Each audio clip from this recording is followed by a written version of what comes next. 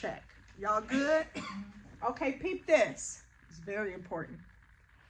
15 is the highest score, but 12 to 15 is considered stable. That's considered stable. Here's a rhyme you got to remember to the day you die. If we're 8, intubate. Because we damn sure are not breathing on our own. Got it? If we're 8, intubate. Because that's coma. 8 starts the coma. 8 and under, coma. When we're 8, intubate. Okay. When we are 5, you still got to keep them alive for organ donation. So what that means is call organ procurement.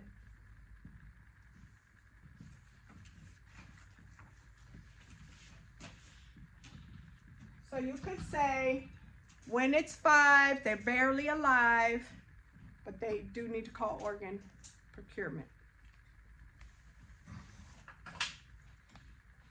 Now, don't make mistakes on this test. There's no zeros.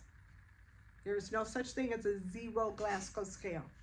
The lowest score you can get is a 1. So there are no zeros. So when I see anybody say immediately unresponsive, I'm thinking Glasgow less than 8. Right, y'all? You would too, hint, hint. Okay, now these shallow respirations are bothering me a little bit. They are shallow, so it's like, okay, that's not good. We are a neuro patient. We have shallow respers. We were immediately unresponsive. What is it called? And I'm sure it's going to be hard for y'all to remember this, but let's see. Some of y'all might know your neuro better than I think. What is it called when it doesn't look good and it's a triangle in neuro that... Cushing's triad. Better. Cushing's triad. Let's do it. Your test wants to see if you know Cushing's triad. Many students miss this on Nclex. You will not be that student. So let's do it. Anytime you see triad on your test, just get ready to make a triangle, because that's what it means. And in this case, Cushing's is just the name of the triad that tells you what, Jazz? You said it earlier. ICP is increasing. That's what this Cushing's triad really means, that the ICP is increasing. Cushing's triad means the ICP, or intracranial pressure, is increasing. Now, what number did you have to remember? And that is also on this page, probably somewhere. Same place, same page. Yep, ICP is on there. What number did you have to remember ICP was for normal? Less than 20. Write it. Write it in that pink packet, baby. Because all of this stuff goes together. In other words, our goal as nurses is to keep the ICP level below 20. When it gets above 20 and sustained, we're gonna, what did she say, pop her top. Remember she said he's gonna pop his top if we don't get him in the OR, because that's too much pressure, okay? So what kind of precautions did we put him on? Seizure precautions, excellent. What else? ICP.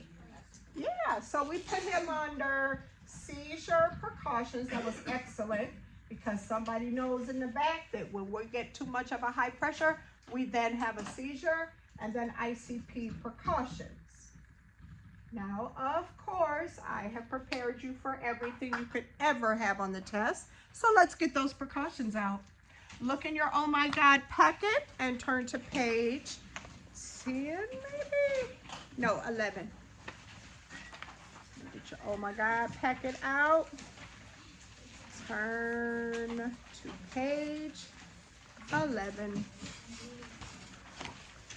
When you look at page 11, you'll see neutropenic,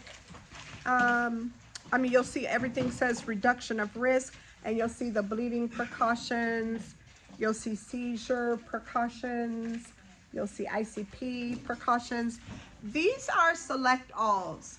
I want everybody in here to remember, these are select alls on your test. Not only page 11 in the Oh My God packet. I'm saying the whole page? All of these are select alls. Yeah, so you could tell the way I listed them that it's like I gave you a list. Now, with these select alls, you have to start getting good at what part of the test is the hardest part to pass. The hardest part to pass is basic care and comfort and reduction of risk. So what I did with this Oh My God packet is I labeled what part of the test is this going to come from. This part of the test is reduction of risk, the risk of a seizure, the risk of high ICP, the risk of a fall, the risk of infection, the risk of choking, the risk of suicide.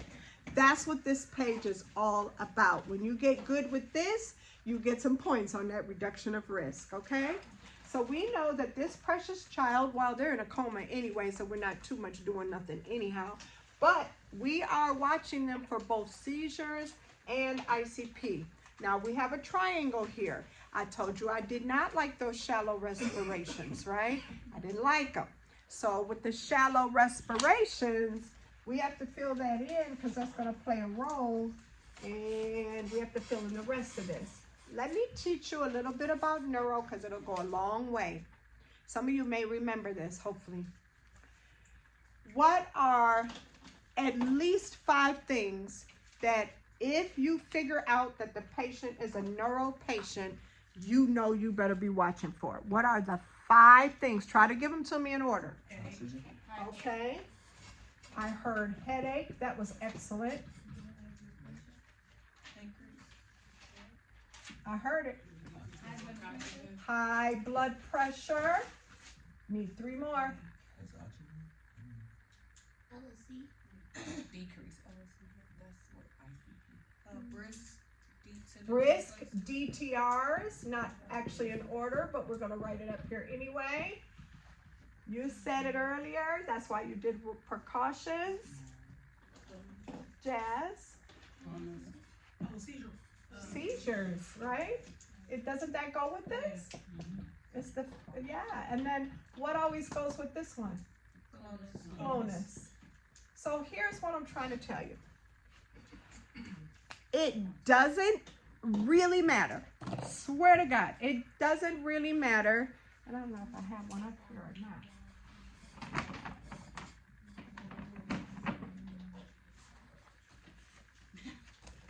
Oh, you want to organized chaos.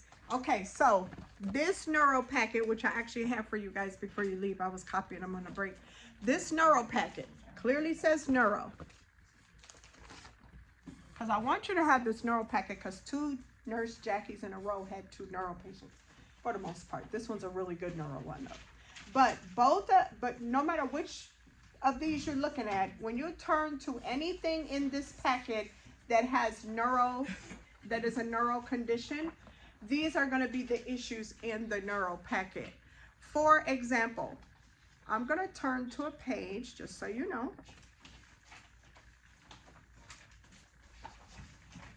That has the Cushing's triad right on it. And this is neuro. And it already has the blood pressure on it.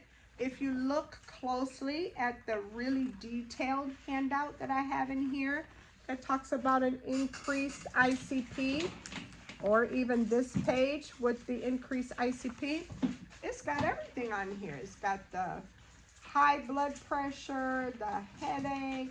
All of these things are just part of the deal for anybody with a neural condition. So with the neural patient, the reflexes being brisk is going to tell you a seizure is coming. Clonus is going to tell you a seizure is coming. Headache is part of the deal when your blood pressure is high. It's all neuro. This is all neuro. Okay, now, so I'm going to put in my Cushing's triad, because that's where I was going with this. Here we go. High BP. That is part of the Cushing's triad. High BP. Here's another tip that'll last you for the rest of your life. The neural system, and really hear me clearly, the neural system is the only system on your test. The neural system is the only system on your test that has low what? Low what?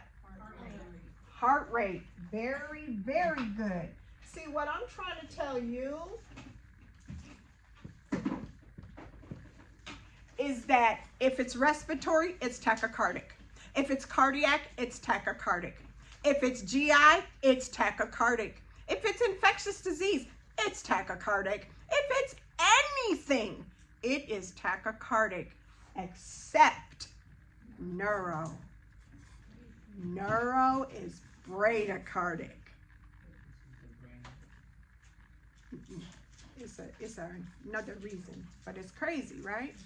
So you gotta know that's what distinguishes the neurological system from all the other systems that you're gonna have on your test. Because hematological, respiratory, cardiac, GI, infectious disease, endocrine, whatever it is, everything is tachycardic for the most part. The only one that's low is the neurological system. So when you get, and you're looking at these Nurse Jackies and this Grey's Anatomy or whatever, you may have other shows you like. I can only pick so many because you can only do so many in a classroom. But whatever medical show you're watching, listen for what kind of system is it, and then try to guess the pulse, right? Okay, so now we got two. What kind of respirations did we have? Shallow. So when you get your neural packet and you get to look at this little handout here that you're going to look at, you're going to see right on here, it talks about with high ICP, the respirations are decreased, and of course they're also shallow.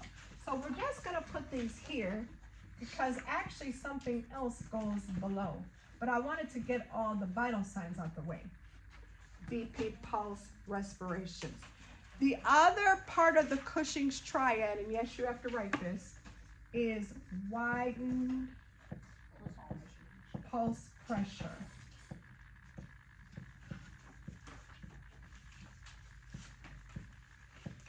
Now, if you're like me, you're like, what the fuck is that?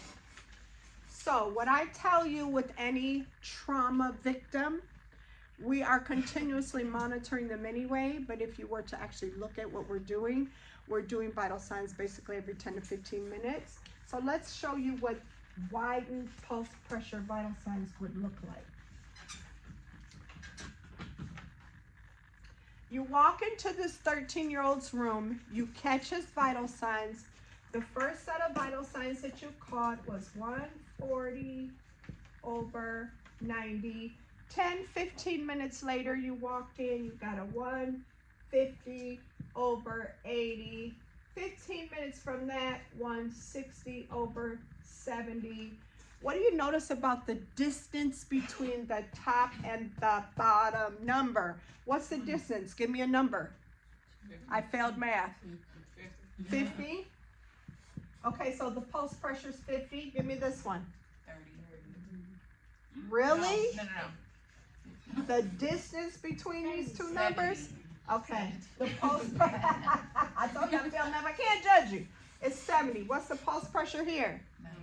90. Do you see how the pulse pressure, the distance between the top and the bottom number is getting farther and farther and wider from each other? Okay, you might have a test question about narrow pulse pressure. that means they're getting closer and closer. That would be a cardiac tamper knot. You don't give a shit right now. But right now we're doing neuro. Widened pulse pressure means the distance between systolic and diastolic is getting further and further apart. Okay? Now that is the Cushing's triad. Here's what you got to understand. Baby girl was not trying to fucking argue with Coop. Remember? She's like, get the fuck out, step off. Because she ain't got time to play with him about no daggone AAA or not. So what did she tell him? Too many cooks in the kitchen, baby. Like, fuck you, right? Now, she was doing that, yes, to be obnoxious, and plus she felt threatened, but whatever. But she was also doing that because she said something that did make sense. If we don't get in this OR, boyfriend's gonna pop off in a minute, okay? Because it's gonna be too high. The pressure, you gotta open that skull. The pressure of the bleeding in the skull, because you hit your head directly from 10 feet up, the pressure's going to pop his head off. And that's not like really like a lie, okay? So she ain't got time to play with you because she's trying not to let all this stuff happen. Here's what we know. We know by the time you get here, and this was on the test, we know by the time we start talking about a Cushing's triad, you pretty much got a 75% chance of death, okay? So that's why as a nurse, you get somebody with these damn shallow respirations, you start thinking that's classic. That's classic on this side. We better hurry up. You see how we're doing that? Analysis of the cues. Okay, now he's got a 22. It's good because, you know, it's kind of confusing for students to understand. But yes, he has a brain bleed, but here's our problem so that you don't get too caught up. The brain doesn't bleed as much as other body parts. So needing a blood transfusion for a brain bleed almost never happens because it's not that much blood. It's just too much blood for your head. So you're bleeding anywhere in here. It's too much. It's not enough to give you a transfusion because the brain doesn't bleed much. Does that help a little bit? Because you got a 22 here. If you were going to give blood, you would need a what? 18 gauge, something that's going to accommodate the thickness of the fluid you're giving, and blood is thick. It's very important. Now, if you remember the other child, no, the grown-up, somebody, who the fuck was it? It was a boy. It was a bike runner. The first episode, it's very good to compare these two. In the first episode of Nurse Jackie, he had a what? Open fib-tib fracture. What does open mean? You're hemorrhaging. You're bleeding a lot. You lost a lot of blood. You seeing where we're going with this? He would have needed an 18.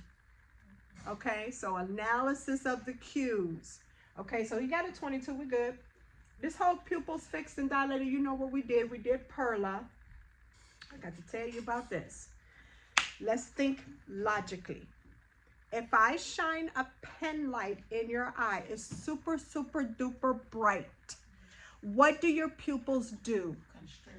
Yes, because it's too fucking bright. Agree? But if I turn off all the lights, the eye is trying to see better. So it's going to do what? It's going to open up real big or dilate. Well, think about that when you take your test. When they say fixed and dilated, the eyes are trying to open up and find light. But there is nothing darker than death. So it never happens. They stay the way they were when they were trying to find the light. There is no light. We're dying, okay? Fix means no matter what you do with that pen, it's not going to get better. Because what was supposed to happen when you took that light and did like this, them pupils were supposed to get real tiny to block out the light. Remember that, y'all? That's how you got to think of Perla and fixed and dilated. You don't want to never hear nothing about nobody's fixed and dilated pupils. That's a very bad thing. Okay. Now, so we analyzed that. We know we're in deep shit right here. This is ortho. Nobody gives a fuck because ortho's not our priority. Let's talk about Jackie's ass. She's classic. Now, Jackie goes to initially update the mom. Did she use therapeutic communication or not? Yes. What was the most powerful form of therapeutic communication that she did? She said remember she put her hand on his shoulder. She didn't say You remember she used touch. I told you y'all learned some bullshit in school. I didn't learn that at Ursula, but a lot of y'all told me that you was told in your school don't touch people. That's crazy. Because if you really pay attention to what I taught you last, Nurse Jackie, this Nurse Jackie played it exactly out the way I told you last week. I said in times of death or dying, there's nothing you can say to make anybody feel better. But a touch on the shoulder, a hold of the hand, a hug of a kid, that's more powerful than anything you would ever say, especially if you're young, because you ain't even lived long enough to know how to approach death. You ain't never seen nobody die except for great-grandmama and them. However, you know, like if you grow up in another city, you might have seen some people shot, which is another thing. Very sad. That's why I tell you that the highest priority, when you get this little piece of paper y'all after, the nurse with the purse and Hank with the bank, your punk ass is out these bad neighborhoods, because sometimes your child is shot for no other reason than your fucking zip code.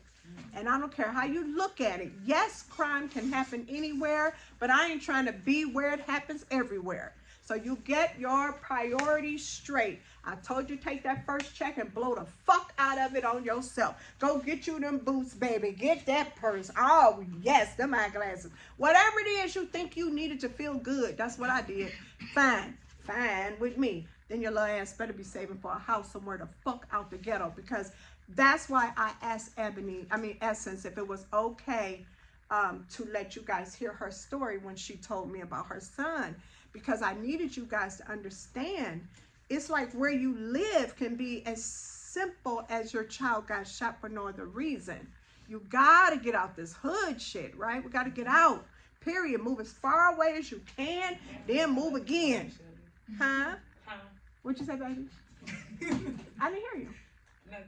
No, don't fucking do that. What did you say? I said I love it though. I do too, because I didn't know nothing like that when I was younger. I lived on 135th and Kinsman. Before that, the projects. Hood. So when you in it, you're not really thinking about it. It's just like my fiance. He was like, I grew up in the projects and really didn't even understand there was nothing else out there. I mean, he didn't. He thought like Bedford was fucking out of town. You know, so you may not understand the role that your address plays, but there is nothing more frightening than knowing that your kids go out of your house every day with that risk. I swear to God, you live off, my mama lives off of Lee and Eldemere. It's been 3 fucking drive-bys over there, and a 2-year-old died in her bed across the street. And she refuses to move. You know how 99-year-old people are. So I'm just telling you that that is your priority. Try to work towards that. There's plenty of things you're going to want to do. You're going to take your kids on a cruise. You're going to do all this fun stuff. But you're going to fucking move them out the hood. That's what you're going to do. Okay? Y'all good? Bye, baby. That's it, boo-boo kitty. Now, you guys need to get your neuro handouts, because everybody